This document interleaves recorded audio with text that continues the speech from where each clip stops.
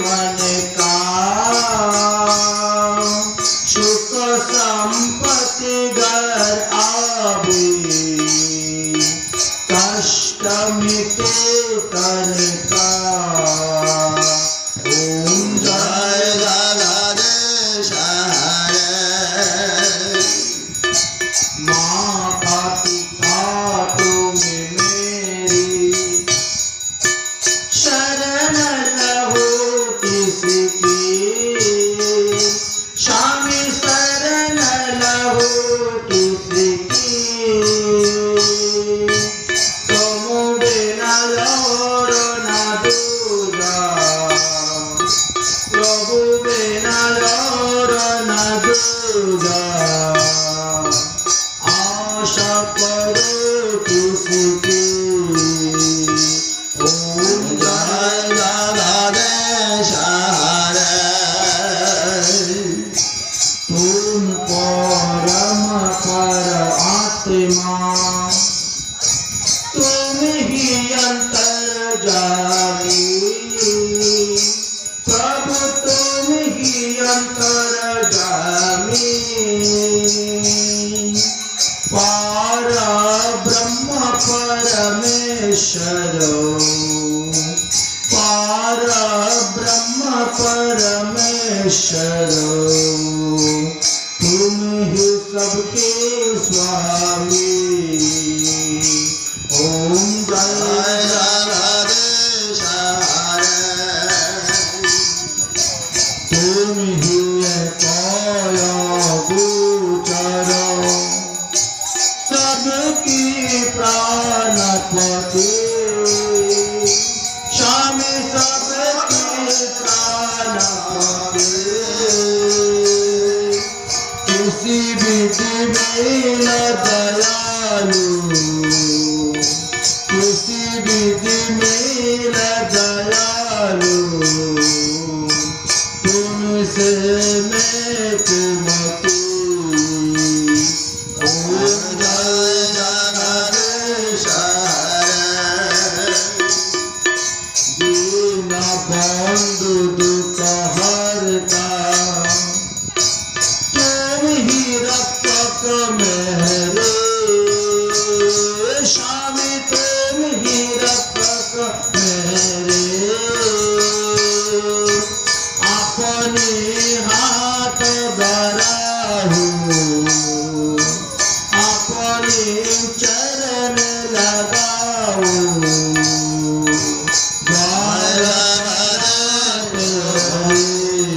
ओम जय जगदीश हरे विषय विकार मिटाओ पाप हर देगा स्वामी पाप हर देवा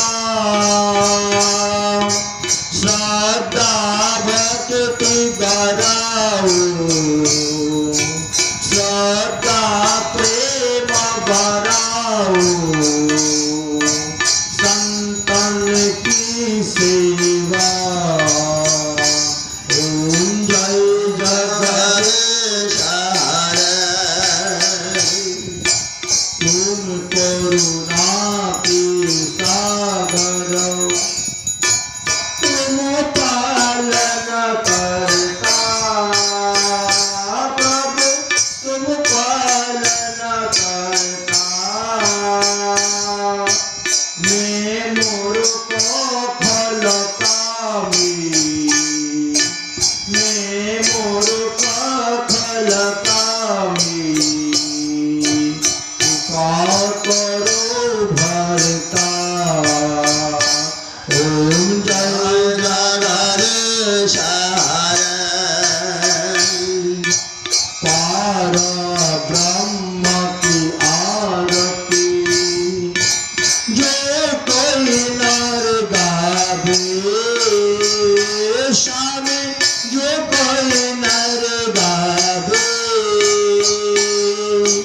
तेहे तो शिवानंद स्वामी तेहे तो शिवानंद स्वामी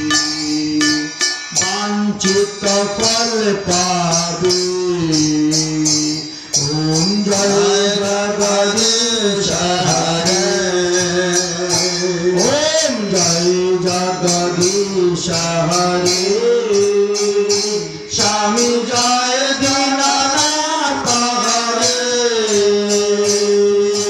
ভক্ত জনকি সংকট বংশীবালা দূর করে ওম জয় জগদীশ হরে হরে কৃষ্ণ কৃষ্ণ কৃষ্ণ হরে হরে হরে রাম হরে রাম রাম রাম হরে হরে হরে কৃষ্ণ কৃষ্ণ কৃষ্ণ হরে হরে হরে রাম রাম রাম হরে হরে হরে কৃষ্ণ কৃষ্ণ কৃষ্ণ কৃষ্ণ হরে হরে হরে রাম হরে রাম রাম রাম হরে হরে জয় রাধে জয় রাধে জয় রাধে জয় রাধে হরে তাই গৌর হরি বল তাই গৌর হরি বল গৌর হরি বল তাই গৌর হরি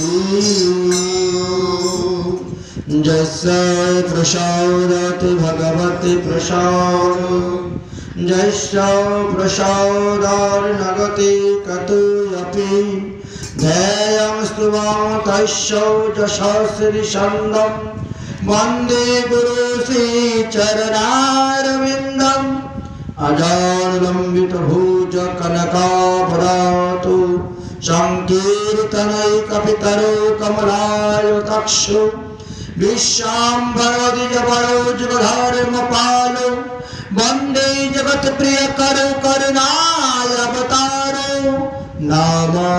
नामाधिकालशक्ताय जगन्नाथसुताय च समुद्राय सकलत्राय ते नमः कौस्तुरीतिलकं ललाटपटले वक्षस्थलेन कौस्तुभं नासागरे परमुखति कंकरतलवे लोकरे कंकणम् सर्वांगी हरिचंदनं शिललितं कंठे च मुक्तावली गोपाश्री परिवेष्टितं विजयते गोपालचूड़ामणि पुल्लन्दितवरकान्तिबिन्दुपदनं वरहावतोषप्रियं शिवक्षणां कुमुदारपुस्तमधरं पीताम्बरसुन्दरं गोपीनां नयनपरार्चिततनो भोगपौ शङ्काभृतो गोविन्दं कलभेन वदन परं दिव्याङ्गभूषणं भजे वारहाभिराभिरामं मृगमदतिलकं कण्डलकान्तगण्डं कंजाक्षं कम्बुकण्ठसमृतशिवकमुखं स्वाधैर्यस्तवेनो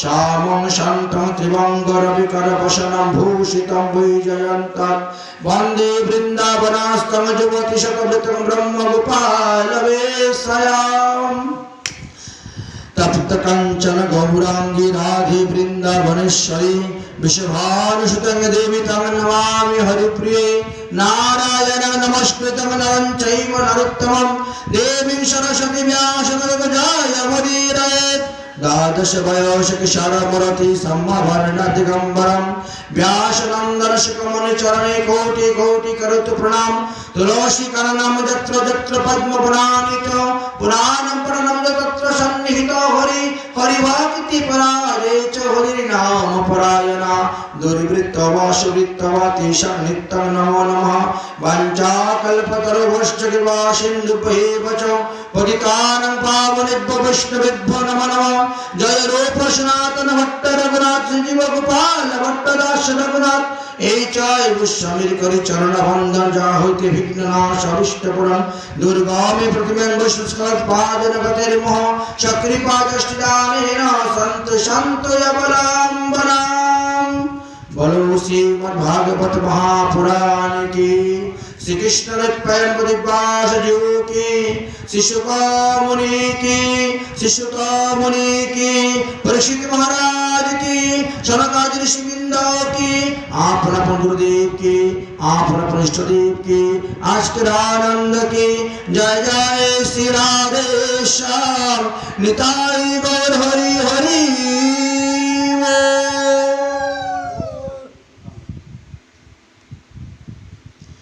परमहंस शिरोमणि श्री श्री सुखदेव गोस्वामी पाद আসন্ন মৃত্যুগ্রস্ত মহারাজ পরীক্ষিতের সভাতে গিয়ে যেভাবে ভাগ্য সপ্তাহ জ্ঞানযজ্ঞ অনুষ্ঠান করেছিলেন সেই ক্রম অনুসারে আজ তাহার তৃতীয় দিবস। গতকালকে আমরা জড়ভরত উপকার আস্বাদন করেছিলাম। রাজা রঘুগণের সঙ্গে তিনার যে আত্মতত্ত্ব ব্রহ্মতত্ত্ব আলোচনা হয়েছিল, আজ তারই পরবর্তী বিষয় আস্বাদন হবে ভরতের বংশ বর্ণন সম্পর্কে। ओम नमो भगवते वासुदेवाय। श्रीमद्भागवत महापुराणम पंचम स्कंद पंचम अध्याय। भरतस्य आत्मज सुमित नाम मोहितम। भरतेर पुत्रेर नाम छिलो सुमित।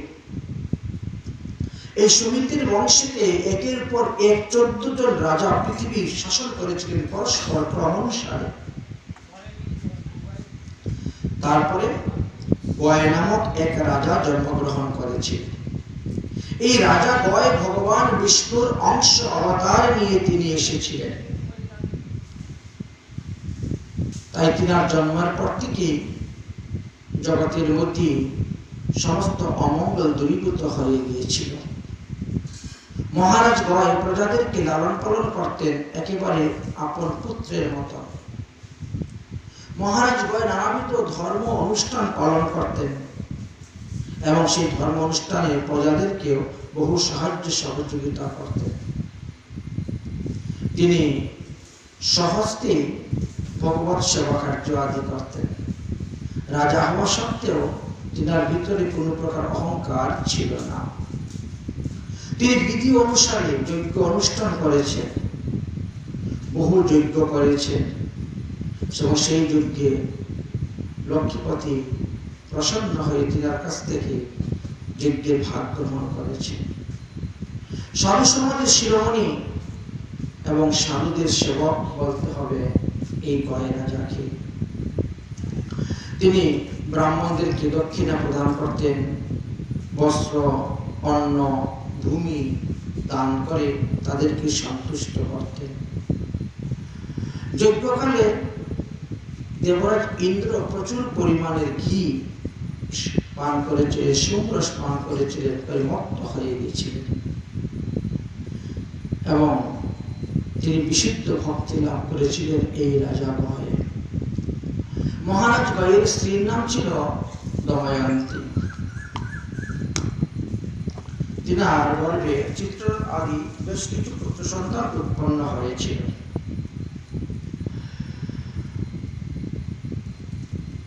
তিনজন পুত্রই ছিল তিনার শ্রেষ্ঠ পুত্রগণ।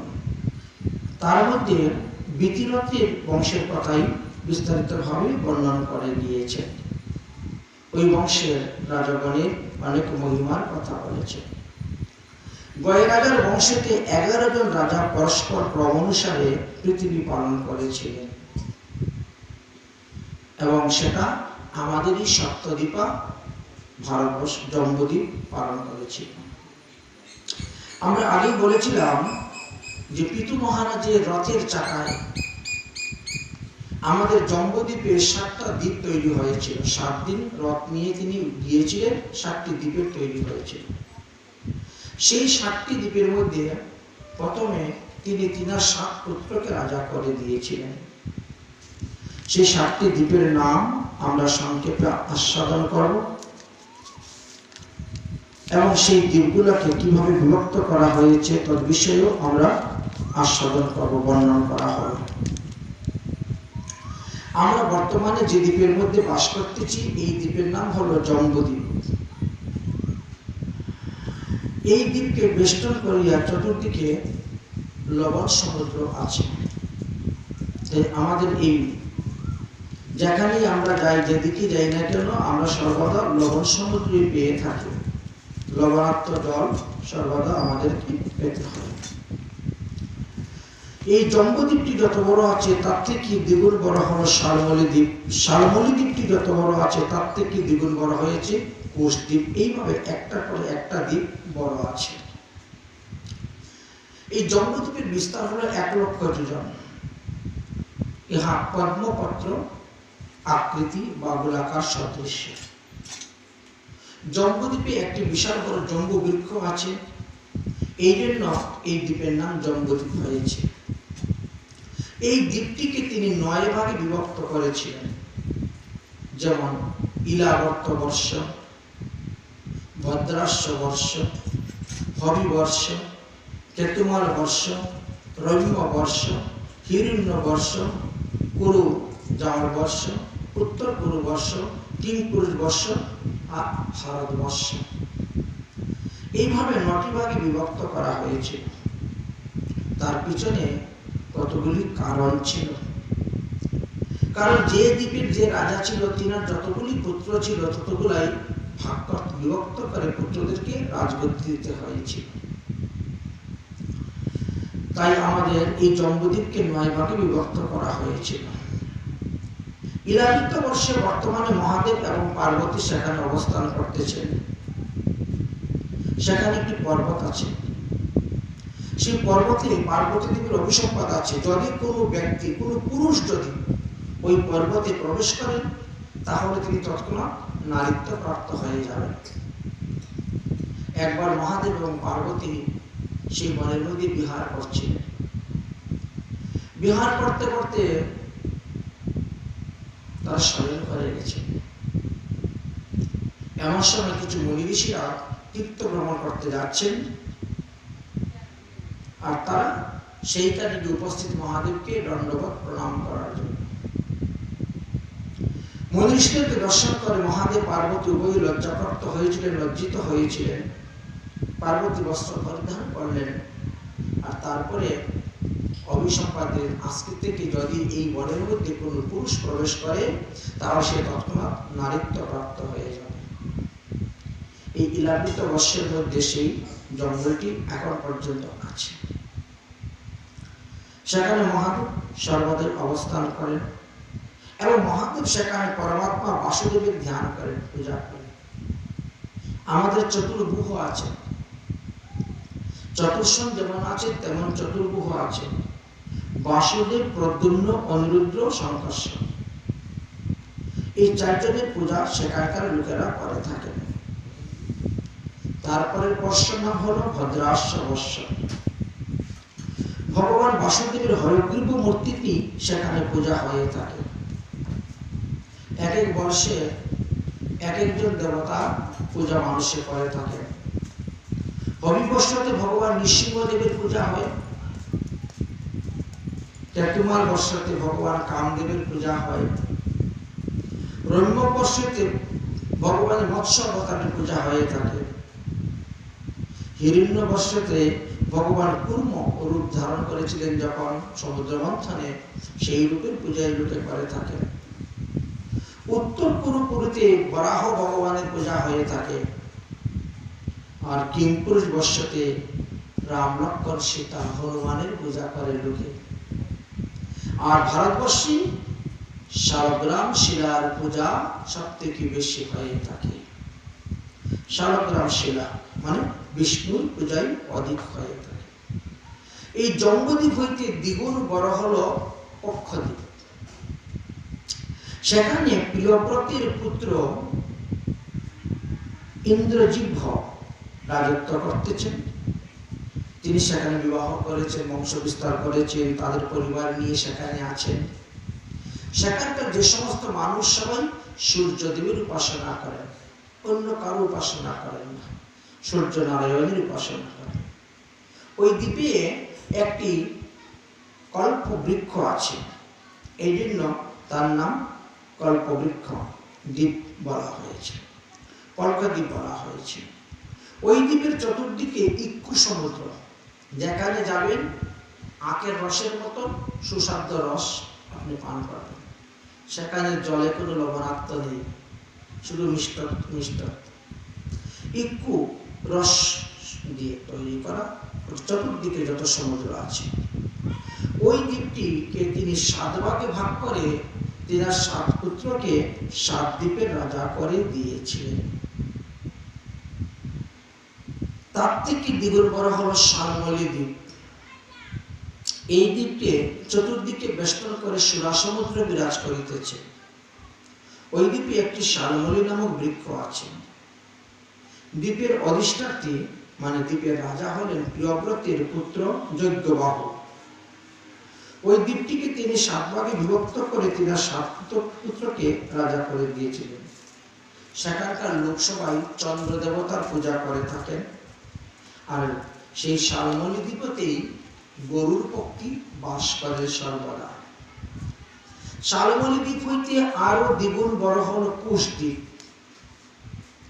ওই দ্বীপে চতুর্দিকে ঘৃত সমুদ্র বিরাজ করতেছে। ওই দ্বীপে একটি বৃহৎ কুশগুচ্ছ আছে। সেখানে প্রিয়ব্রতের পুত্র হিরণ্যরেতা অধিপত্য হয়ে আছে। ওই দ্বীপের লোকসভায় অগ্নি দেবতার উপাসনা করে থাকে। আমরা 49 অগ্নির কথা বলেছিলাম সেই দিন। অগ্নি দেবতার উপাসনা করে থাকেন। ওই দ্বীপকে তিনি 7টি ভাগে বিভক্ত করে 7 পুত্রকে 7 দেশে রাজা করে দিয়েছিলেন। এই শালমলী দ্বীপ থেকে আরো দ্বিগুণ বড় হয়েছে কুশ দ্বীপ বা এটাকে ক্রঞ্চ দ্বীপ। কুশ দ্বীপ হইতে দ্বিগুণ বড় হলো ক্রঞ্চ দ্বীপ। এই দ্বীপে ক্রঞ্চ নামক একটি পর্বত আছে। এই পর্বতকে বেষ্টন করিয়া ক্ষীর সমুদ্র সর্বদা অবস্থান করিতেছে। ওই দ্বীপের অধিপতি হলেন প্রিয়ব্রতের পুত্র ঘৃতপৃষ্ঠ। তিনি ওই দ্বীপকে 7 ভাগে বিভক্ত করে 7 পুত্রকে 7 দেশে রাজা করে দিয়েছিলেন। ওই দেশের লোকসভায় জলময় ভগবানের পূজা করিয়া থাকেন। এই ক্রঞ্চদ্বীপ হইতে আরো দ্বিগুণ বড় হল শাক দ্বীপ। ইহা সেখানে শাক নামক একটি বিশাল বৃক্ষ আছে। ওই শাক দ্বীপকে বেষ্টন করিয়া সর্বত্র দধি সমুদ্র বিরাজ করিতেছেন। ওই দ্বীপের লোকসভায় পবন দেবতার পূজা করে থাকেন, বায়ু দেবতার। ওই দ্বীপের অধিপতি হলেন প্রিয়ব্রতের পুত্র মেধা। তিনিও ওই দ্বীপকে 7 ভাগে বিভক্ত করে 7 পুত্রকে 7 দেশে রাজা করে দিয়েছিলেন। সবশেষ দ্বীপের নাম হলো পুষ্কর দ্বীপ। এটা শাক দ্বীপ হইতে আরো দ্বিগুণ পরিমাণে বড়। সেখানে ব্রহ্মার আসন আছে। সেই দ্বীপের লোকসভায় ব্রহ্মারই আরাধনা করেন। ওই দ্বীপকে বেষ্টন করিয়া চতুর্দিকে সুস্বাদু ও সুমিষ্ট জল বিরাজ করিতেছে। ওই দ্বীপে স্বর্ণময় একটি পদ্মফুল আছে বিশাল আকারের।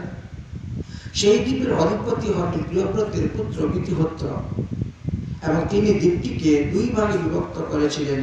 তিনার 2 পুত্র রমণক এবং ঘাতককে এই 2 পুত্রের রাজা করে দিয়েছিলেন।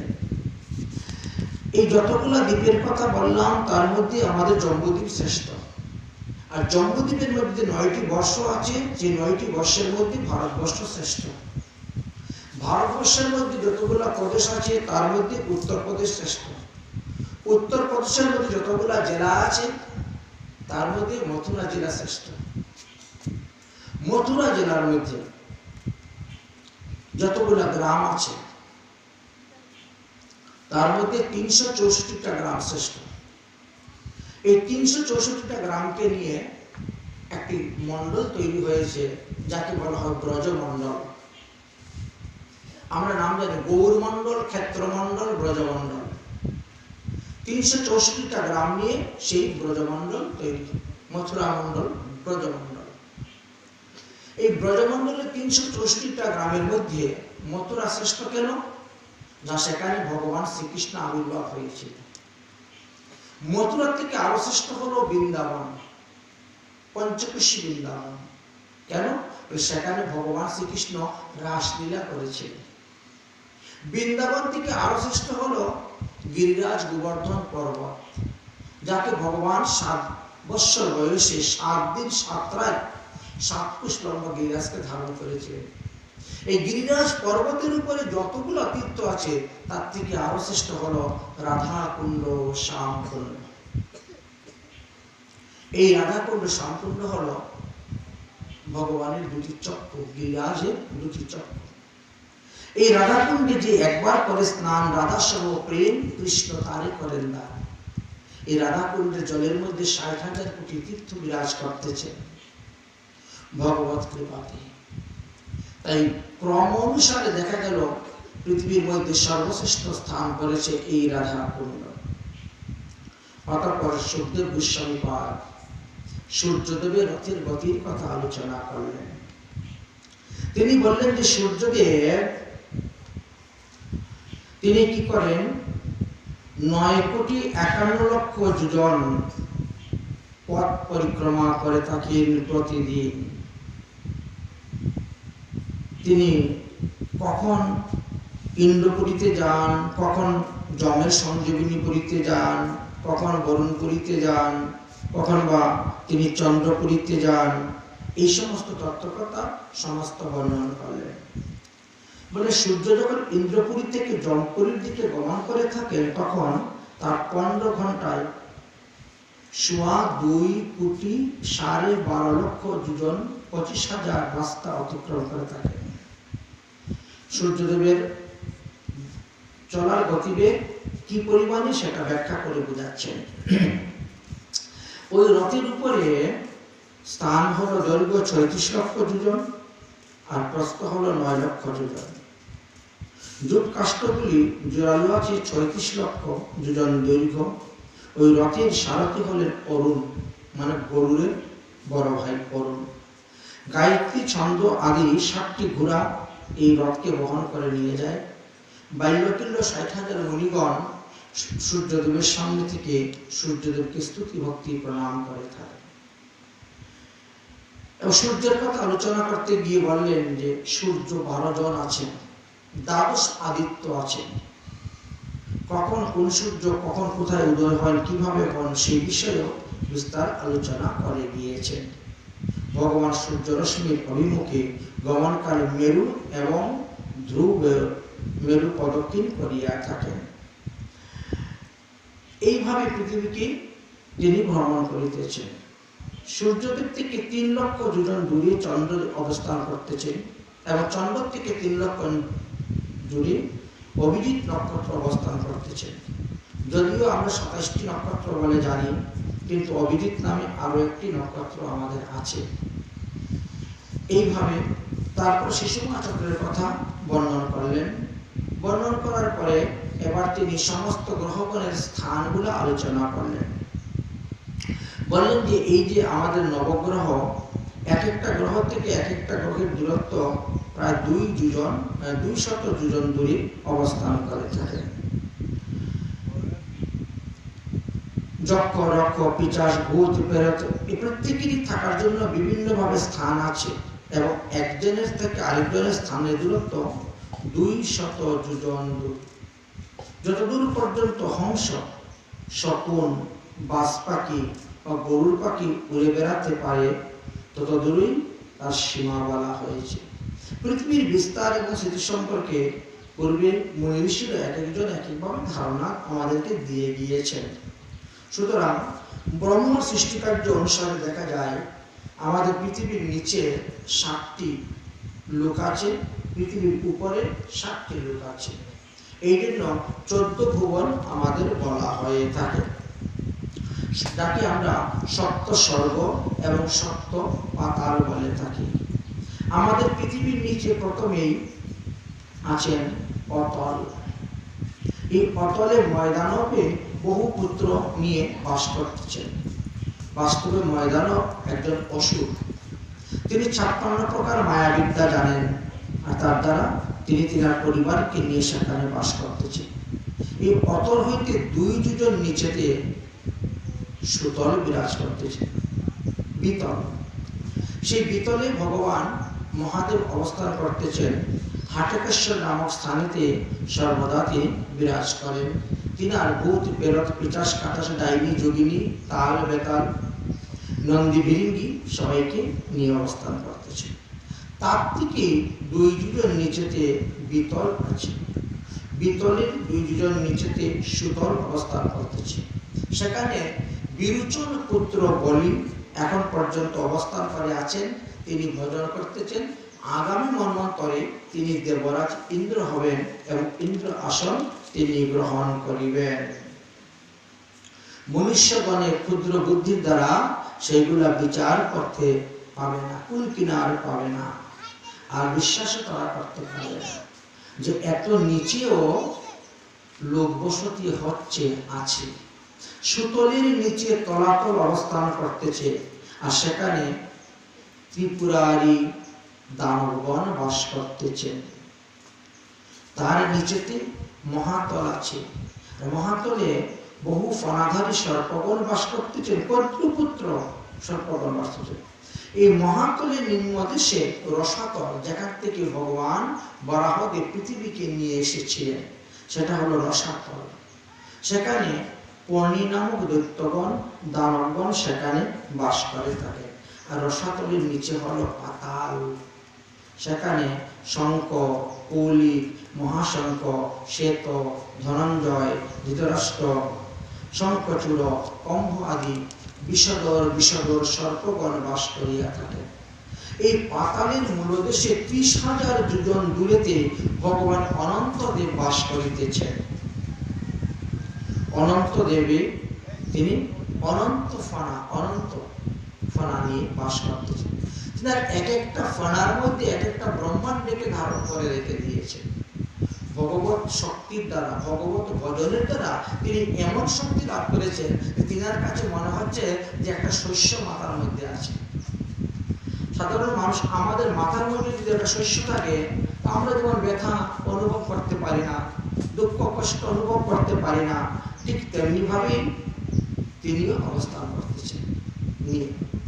ঠিক তেমনি ভাবে আমাদের সপ্ত স্বর্গ আছে, ভূ ভুব জন তপ মহ লোক সত্য, এই ক্রম অনুসারে উপরে একের পরে এক স্তর আছে। মানুষ সাধন ভজনের দ্বারাই সেই সমস্ত সপ্ত স্বর্গাদিতে গমনাগমন করতে পারেন। মুনি ঋষিগণ সশরীরেই তারা স্বর্গাদি লোকে গমন করেছেন, স্বর্গায় লোকায়।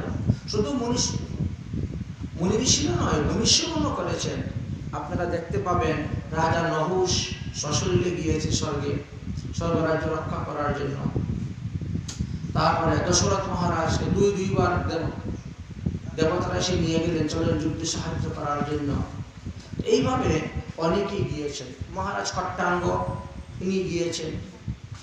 তো এইভাবে অনেকেই দেবতারা এসে নিয়ে যেতেন যুদ্ধ সাহায্য করার জন্য, সহযোগিতা করার জন্য স্বর্গেতে নিয়ে গিয়েছেন। এদিকে পরীক্ষিত মহারাজ জিজ্ঞাসা করেন, গুরুদেব আপনি সপ্ত স্বর্গ সপ্ত পাতালের কথা বর্ণন করলেন, আপনি 7টি দ্বীপের কথা বর্ণন করলেন, আপনি 9টি বর্ষের কথা বর্ণন করলেন, কিন্তু একটা জিনিস আপনি বর্ণন তো করলেন না। সেটা আবার কি? না, আমরা ছোটবেলা থেকে শুনে এসেছি নরক নামে নাকি একটা স্থান আছে। তো কই নরকের কথা তো আপনি বললেন না। আচ্ছা, নরকটা কি আমার পৃথিবীর ভিতরে না পৃথিবীর বাইরে? নরকটা কি পৃথিবীর নিচে না পৃথিবীর উপরে? আপনি কৃপা করে আমাকে নরকের কথা বর্ণন করুন, আমি নরক বিস্তারের কথা শ্রবণ করতে চাই।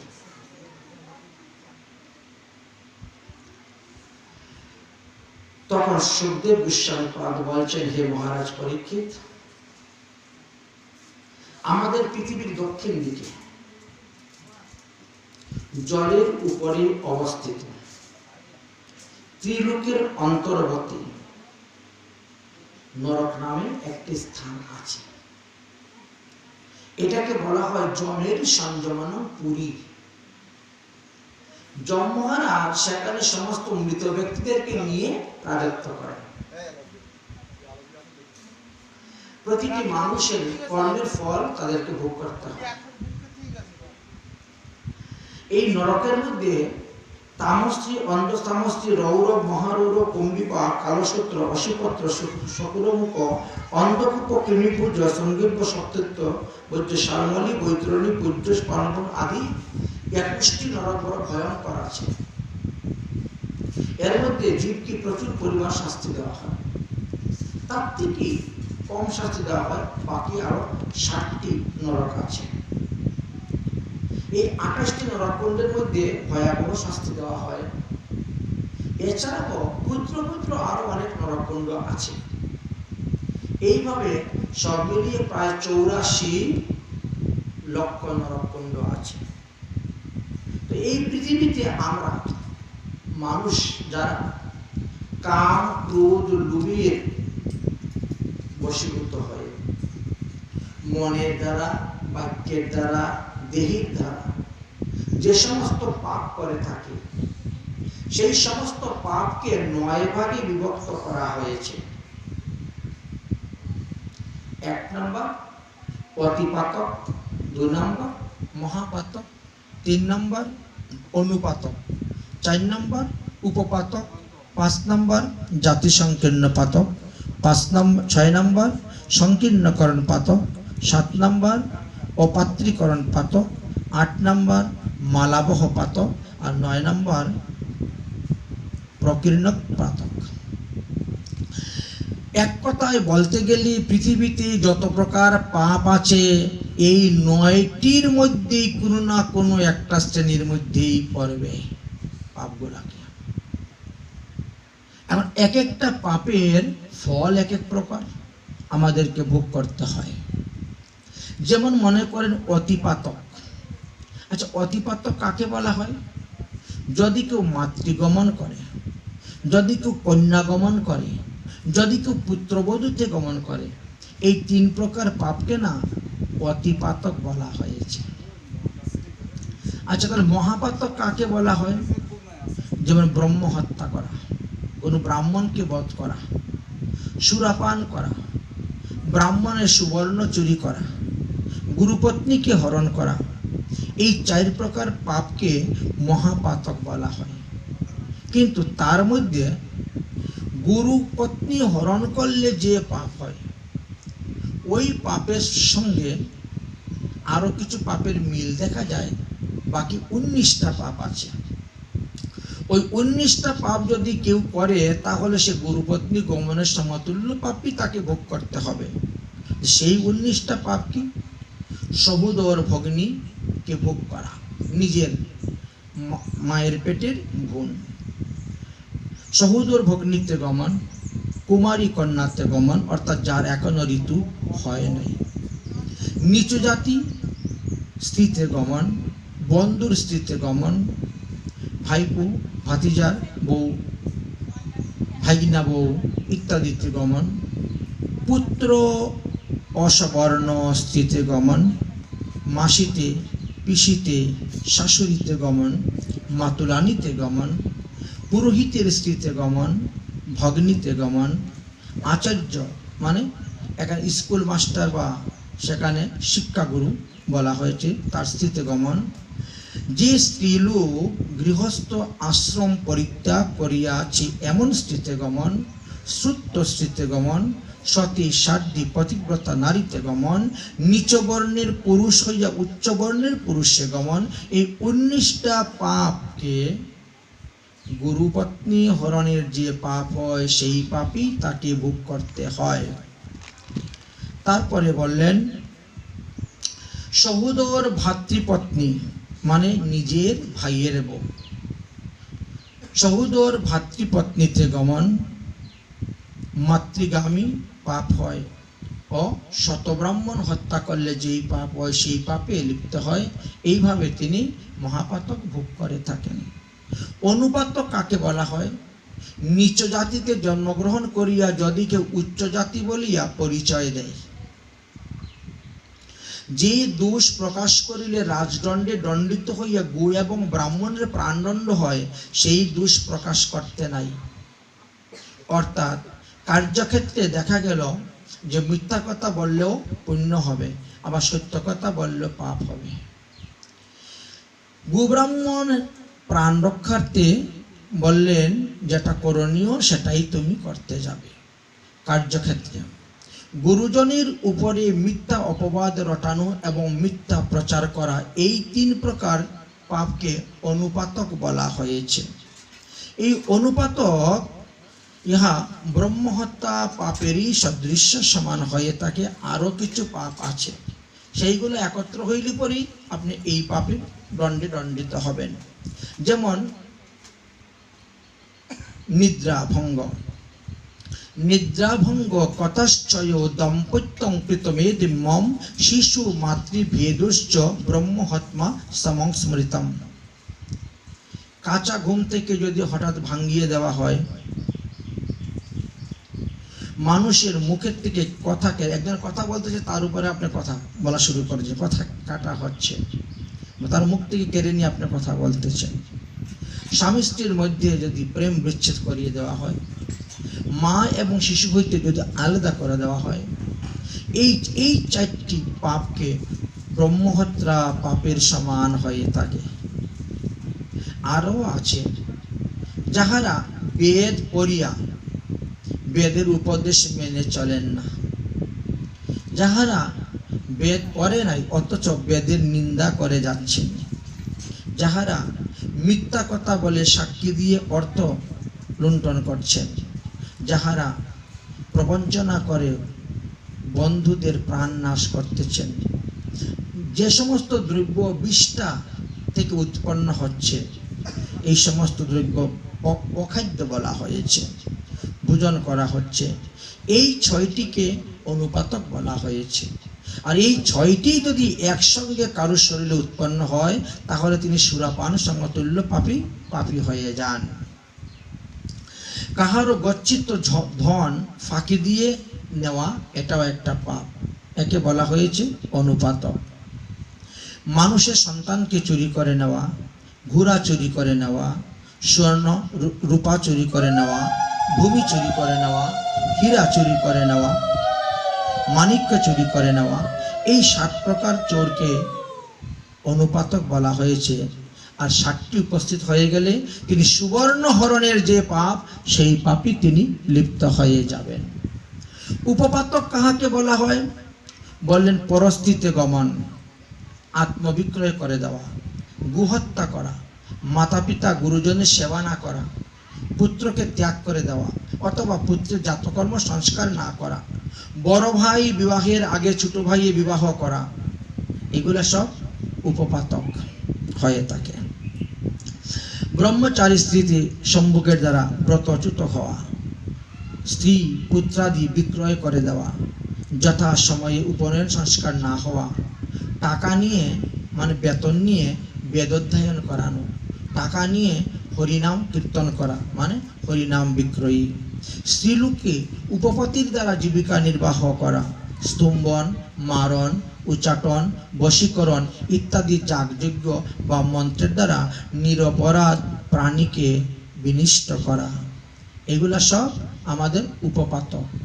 এমনকি পেঁয়াজ, লসুন আদি নিন্দিত খাদ্য ভোজন করাটাও উপপাতকের মধ্যে পড়ে। বেদ, ঋষি, পিতৃ মানে দেবঋণ, ঋষিঋণ, পিতৃঋণ শোধন না করা উপপাতকের মধ্যে পড়ে।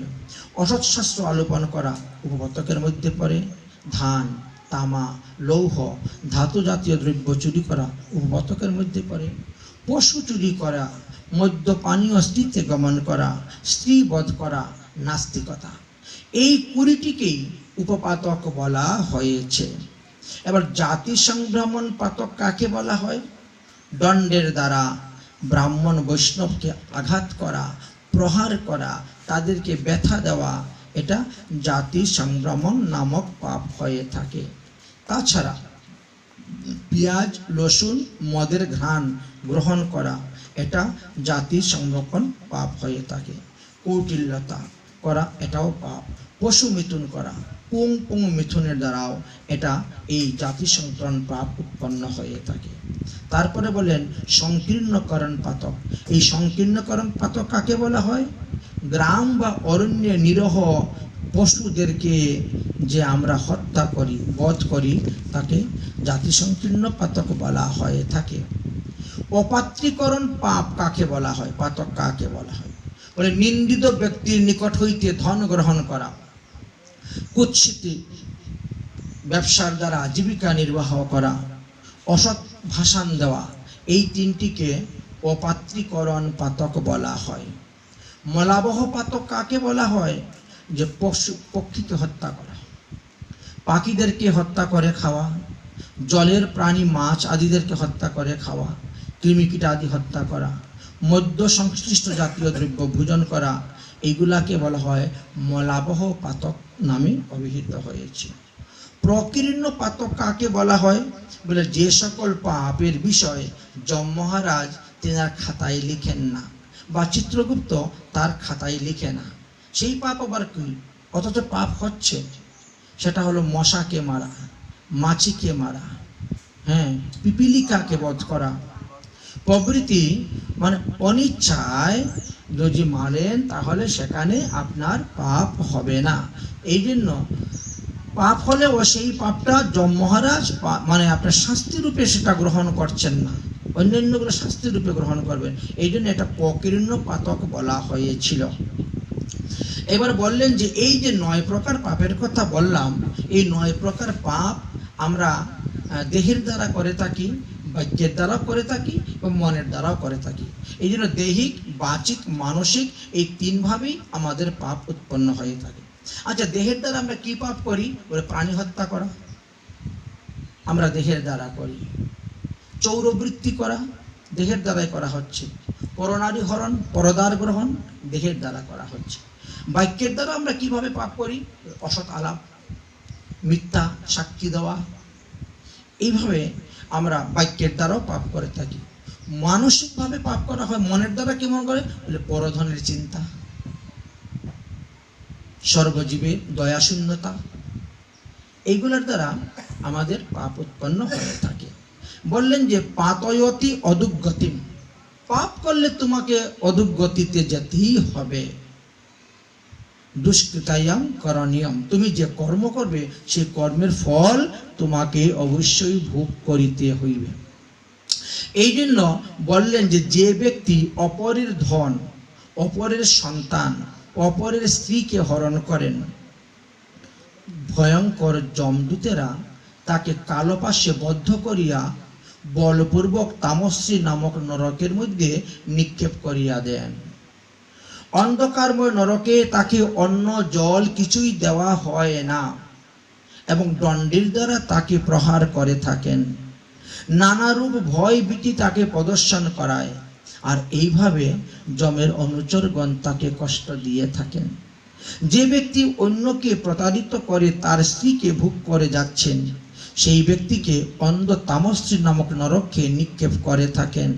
ছিন্নমূল বৃক্ষের পতিত ন্যায় তাকে লৌহময় যন্ত্রের দ্বারা প্রহার করে সেই নরক কুণ্ডের মধ্যে পতিত করে রেখে দেয় অন্ধকারময় তামস্রীতে। যে ব্যক্তি এই শরীর আমার, এই ধন আমার, এই স্ত্রী আমার, এই পুত্র আমার, এই কর বলে অন্যদের সঙ্গে কলহ করে, অন্যকে দুঃখ দেয়, কষ্ট দেয়, খালি নিজের সুখ, নিজের পরিবারের সুখেই চায়, সে পাপী। তাকে রৌরব নরকে গিয়ে পতিত হইতে হয়। ইহলোকে যে সমস্ত ব্যক্তিগণ নিজের উদর পূরণ করিবার জন্য অন্য প্রাণীকে হিংসা করে যাচ্ছেন, অন্যকে যাতনা দিয়ে যাচ্ছেন, কষ্ট দিয়ে যাচ্ছেন, যমের অনুচরগণ তাদেরকে রোরু নামক নরকের মধ্যে পতিত করিয়া রাখেন এবং তারপরে সেখান থেকে নিয়ে তাকে রৌরব নরকে ফেলেন, আর সেখান থেকে মহা রৌরব নরকের মধ্যে পতিত করিয়া থাকেন। যে সমস্ত পুরো স্বভাব ব্যক্তি নিজের প্রাণকে পুষ্টি করিবার জন্য পশুদেরকে বধ করতেছেন, পক্ষীগণকে বধ করতেছেন, রন্ধন করে তাদের মাংস ভক্ষণ করতেছেন, সেটা তো রাক্ষসগণেরও নিন্দিত। তাই যম মহারাজের অনুচরগণ ওই ব্যক্তিকে কুম্ভিপাক নরকের মধ্যে নিয়ে ফেলে দেয়, তপ্ত তৈলের মধ্যে তাকে রন্ধন করে। যে ব্যক্তি মাতা পিতা ব্রাহ্মণের সেবা করে না, যে ব্যক্তি বেদ বিদ্রোহী কাজ করে, যমদূতগণ তাকে কালসূত্র নরকের মধ্যে নিয়ে ফেলে রেখে দেন। এইভাবে এক একটি পাপের ফলে এক এক নরক মানুষকে ভোগ করতে হয়। একটা পশুর শরীরের মধ্যে যতগুলা লোম আছে তত সহস্র বৎসর যমযাতনা ভোগ করতে হয়। পশু হত্যার এমনই পাপ হয়ে থাকে। কিন্তু বুঝিয়ে না বুঝে যত অভক্তের গণ, হুল্ল যেন নাহি দেখি সূর্যের কিরণ। এই পৃথিবীতে যে ব্যক্তি রাজপদ পেয়েছেন বা রাজকর্মচারী উচ্চ পদ পেয়েছেন, পদ পাওয়ার পরে যদি তিনি পদের অনুকূল কাজ না করে, তিনি এই ক্ষমতাকে দুর্প্রয়োগ ব্যবহার করেন, তাহলে তাকে শকুরমুখ নামক নরকে গিয়ে পতিত হইতে হয়। আপনি যে পদ পেয়েছেন, পদ পেয়ে এসে জীবের মানুষের মঙ্গল করবেন, আর সেখানে যদি সেই পদের শক্তিটাকে দুর্ব্যবহার দুর্প্রয়োগ করেন, তাহলে তাকে শকুরমুখ নরকে গমন করতে হয়। যে ব্যক্তি পৃথিবীতে ছারপোকা আদি প্রাণীগণকেও হিংসা করেন, তাদেরকেও অন্ধকূপ নামক নরকে পতিত হইতে হয়। কোনটি আমাদেরকে ছাড়তেছেন না। তারপরে বললেন, এই পৃথিবীতে যে ব্যক্তি পঞ্চযজ্ঞ করে না, দেবযজ্ঞ, পিতৃযজ্ঞ, নির্যজ্ঞ, ভূতযজ্ঞ, ব্রহ্মযজ্ঞ আদি কিছুই যদি কেউ না করেন, তাহলে মৃত্যুর পরে তাকে কিমুভুজ নামক নরকে গিয়ে বাস করতে হয়। এই জগতে যে ব্যক্তি চৌরবৃত্তির দ্বারা বা বলপূর্বক মানুষের স্বর্ণ বা ধন অপহরণ করে নিয়ে আসছেন, তাকে সংসদ নামক নরকের মধ্যে বাস করিতে হয়। এই পৃথিবীতে যে ব্যক্তি অগম্যাস্থিতে গমন করিতেছেন, তাহাকে তপ্ত সুমি নামক নরকে গিয়ে বাস করিতে হয়। এই পৃথিবীতে যে ব্যক্তি পশুর সঙ্গে মিথুন করে যাচ্ছেন, তাদেরকে মৃত্যুর পরে যমদূতগণ বজ্রকণ্টক শালমলী নামক নরকেতে নিক্ষেপ করে থাকে।